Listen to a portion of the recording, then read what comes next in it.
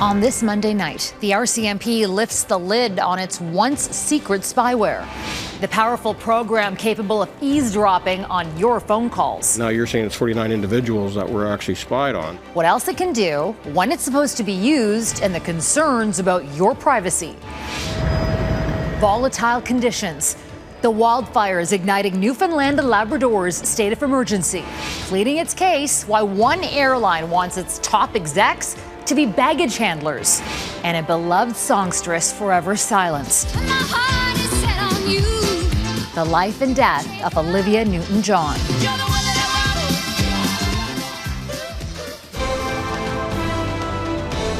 Global National with Donna Friesen.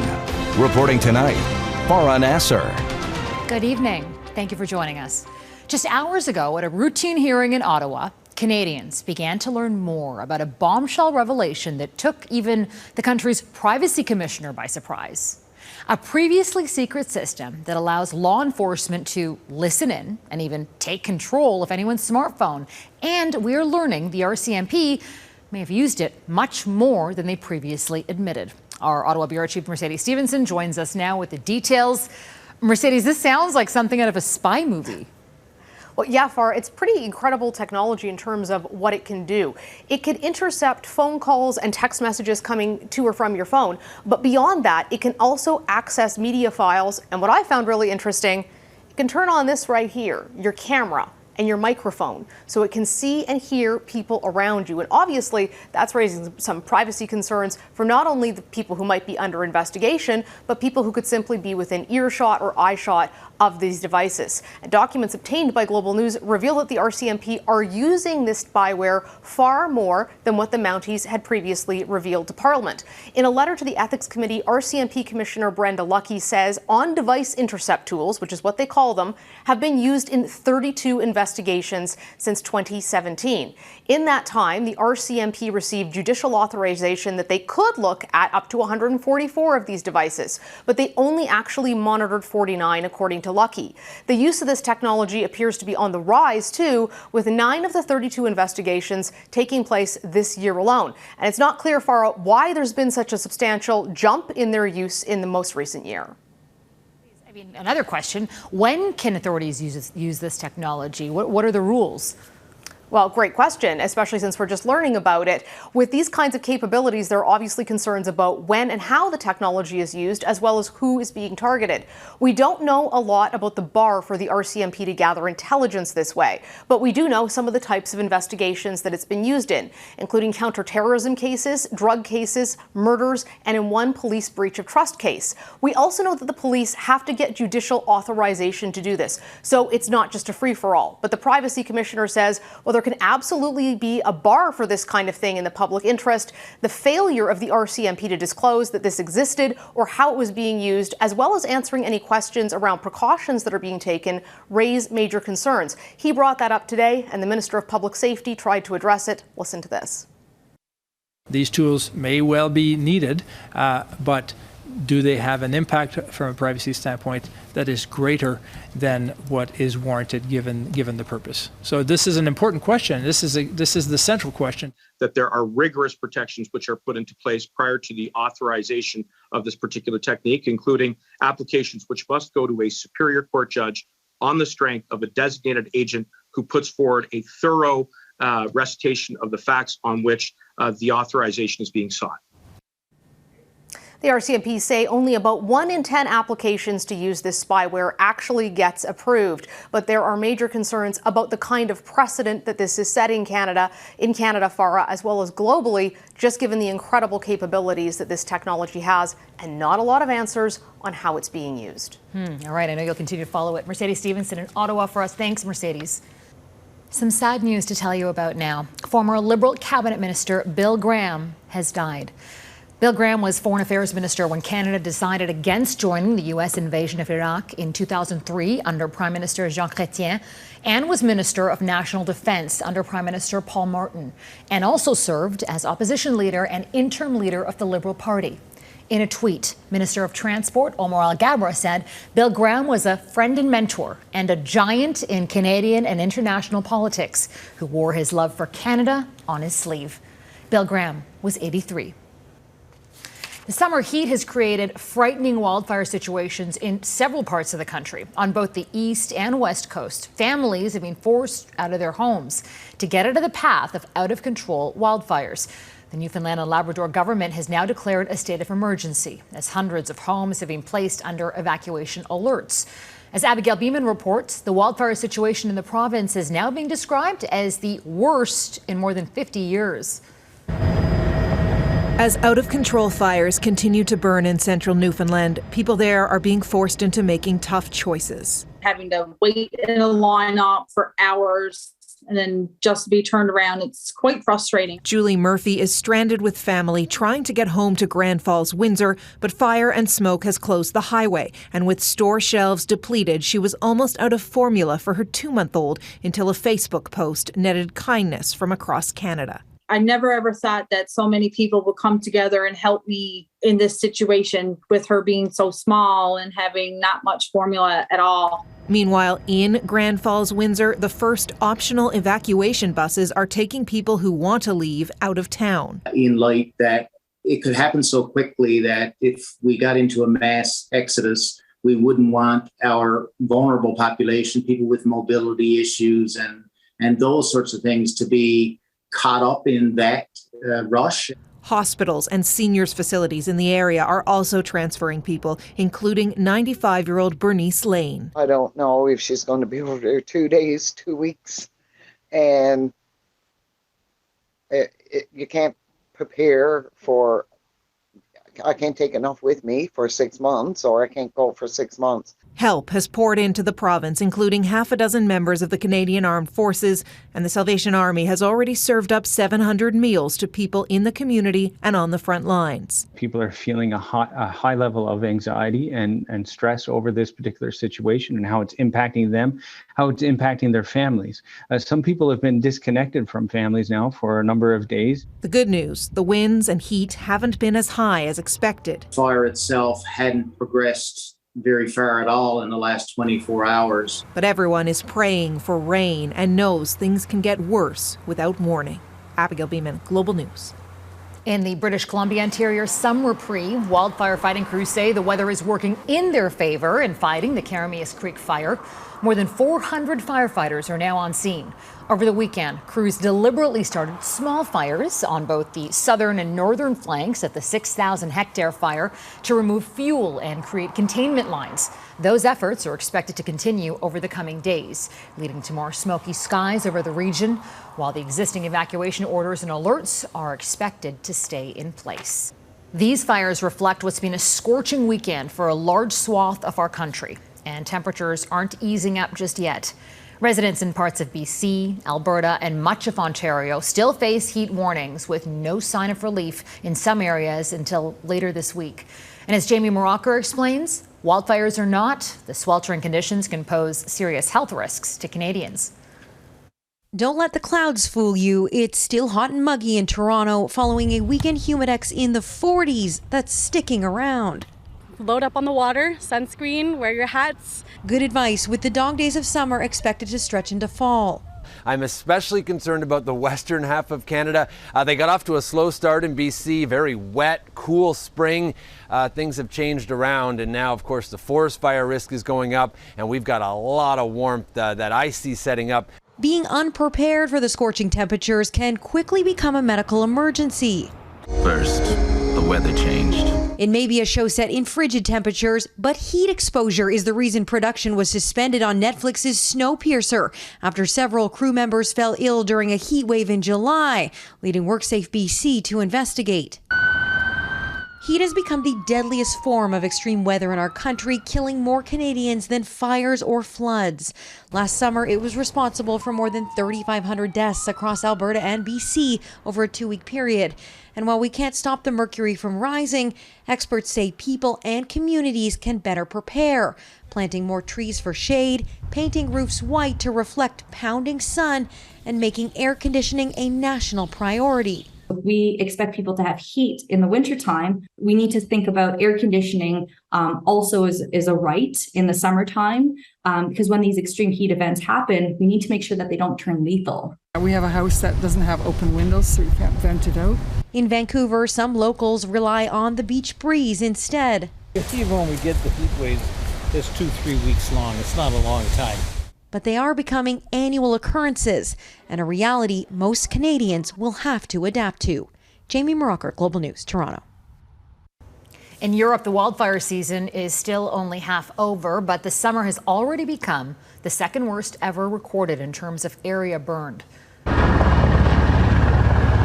French crews have been mobilized to fight more than a dozen significant fires around the country that are threatening homes, villages, and farmland. More than 100 other smaller fires are also being fought.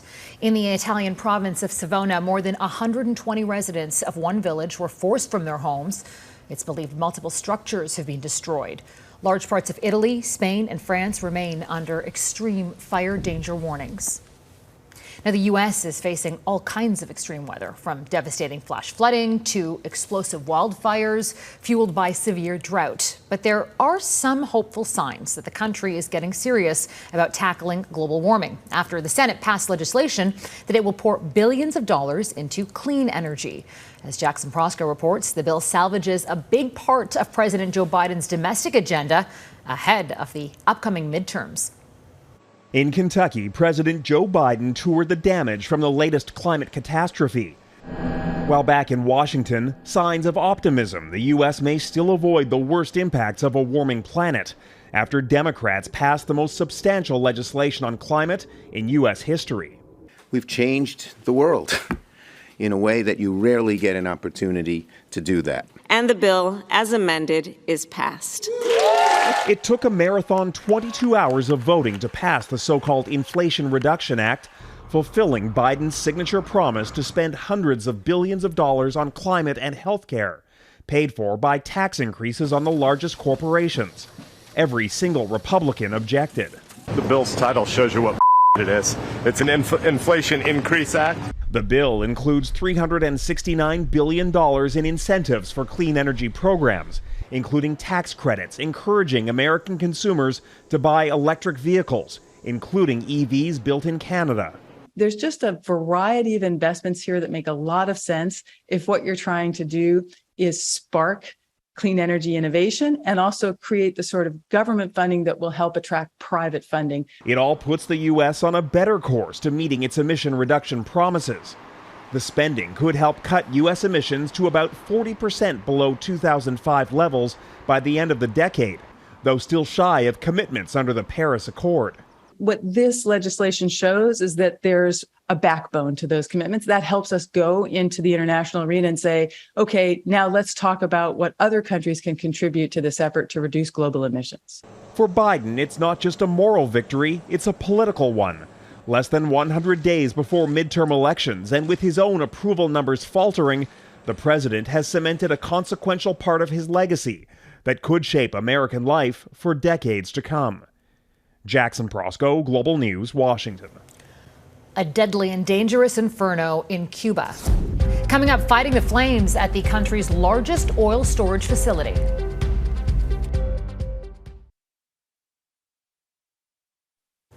Following 3 days of deadly violence, the fragile ceasefire between Israel and Gaza now appears to be holding. The agreement went into force on Sunday after at least 44 people in Gaza, including 15 children, were killed in 56 hours of violence. In response, Palestinian militants fired more than 1,000 rockets at Israel, but there were no serious casualties on the Israeli side, thanks largely due to the country's Iron Dome defense system. With the truce holding, Israel has reopened border crossings, allowing fuel trucks to supply Gaza's only power plant and increase the availability of electricity, which was down to around 8 hours a day. Ukraine and Russia blaming each other for the repeated shelling of Europe's largest nuclear power plant. The Zaporizhzhia nuclear facility was captured by Russian forces back in March, but it is still being operated by Ukrainian technicians. Over the past few days, the complex has been hit several times by artillery and rocket fire, with both sides blaming each other and warning of a potential nuclear disaster if critical components are damaged. The UN nuclear watchdog is calling for utmost restraint. The plant's located just outside a Russian-held city with a population of more than 50,000 people. After a dangerous and difficult journey through the Black Sea, the first ship carrying Ukrainian grain has now docked at a Turkish port. The Polar Net left Odessa Friday carrying 12,000 tons of corn after being trapped in port for months. During the voyage, the ship had to navigate a narrow passage through minefields and undergo a series of international inspections. Also today, 2 more grain ships left Ukrainian ports, bringing the number of vessels sailing under the UN-brokered safe passage deal to 10. Fire crews are struggling to contain a huge blaze at Cuba's largest oil storage facility. Overnight, a second oil tank at the Matanzas supertank port caught fire and exploded. Fire has been spreading through the facility since Friday when it was hit by lightning. At least 1 firefighter has been killed and 16 people are missing.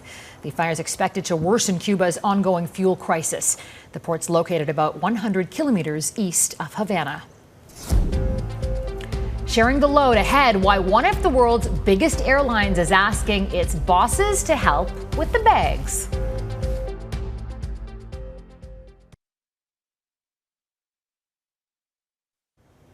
Air travel this summer has been plagued by lengthy delays just about everywhere. And Canadian airlines and airports are not immune to the pandemic-fueled staffing issues, making for long lines and lost luggage. Well, today it was revealed the House of Commons Transport Committee is going to investigate airport delays and flight cancellations. But in Australia, Qantas is trying to solve the problem by asking top executives to do some heavy lifting. Literally. Here's Redmond Shannon.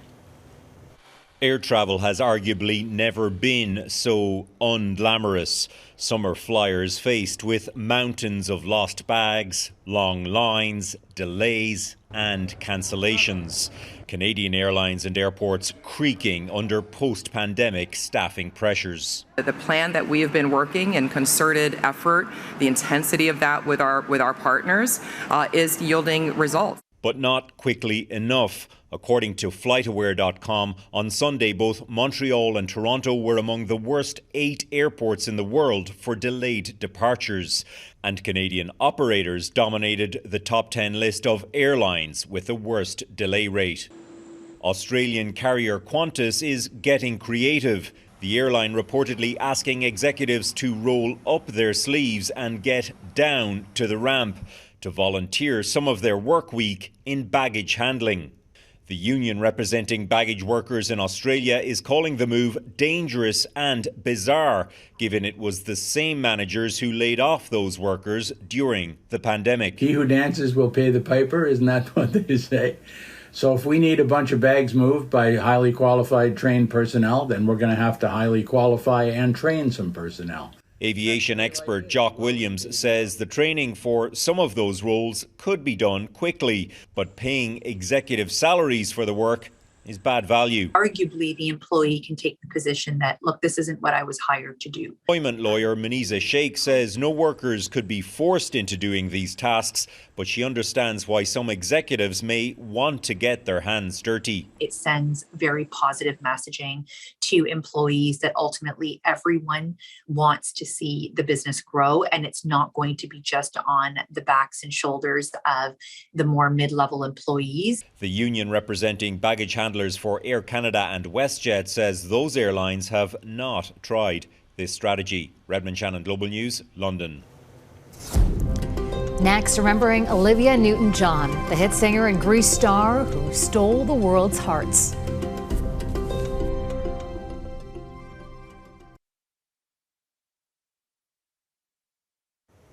A pop culture icon has died. Olivia Newton-John, or Sandy as generations would come to know her, found enduring fame starring in Grease. But her career in stardom began long before that, as a pop princess in the 60s turned country star and Grammy Award winner. After her breast cancer diagnosis 30 years ago, she added cancer advocate to the list and was more recently named Dame Olivia, honored for her music and charity work. Eric Sorensen looks back at her life and legacy. If not for you. Her soft voice and wholesome looks almost overnight brought Olivia Newton-John stardom in the 1970s, a soothing sound from a seemingly innocent source in an era buffeted by hard rock and disco music. Have you never been alone? Newton-John was born in England and emigrated to Australia as a child. She had early success in music competitions, and soon the #1 songs came one after another. She shot to global fame when she was cast in the film musical Grease. Playing Sandy opposite John Travolta, she transforms from the girl next door to something else altogether.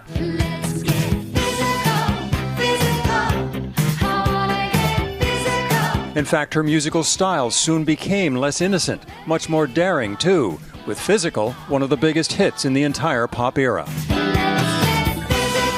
A major setback came in 1992, the year she turned 44. Diagnosed with breast cancer. I'm not afraid of anything right now. Newton-John had been a longtime advocate for the environment and animal rights, but now poured much of her energy into her own cancer foundation. I've chosen that path to be grateful and to feel good about things because the other side's not so good. She spoke to ET Canada about her emphasis on plant-based treatments for cancer. I've lost way too many friends to cancer, and I'm on that journey myself, so I'm really powerfully driven to find kinder answers for treatments for cancer. She remained active and popular. Fans still enjoyed her music and always remembered Sandy from Grease. 40 years later, who would have thunk it? We feel very grateful that this is still a part of everyone's. They love it. Her cancer returned for the third time 5 years ago. I honestly love you. A singer best remembered as a young, fresh-faced star in the making, suddenly gone at age 73. She just exuded positivity. That's Global National for this Monday night. I'm Farah Nasser. On behalf of our whole team, I want to thank you for spending part of your evening with us. Tonight's Your Canada is the Rotary Mattamy Greenway in Calgary. Until tomorrow, take care of yourselves and each other. Have a good night.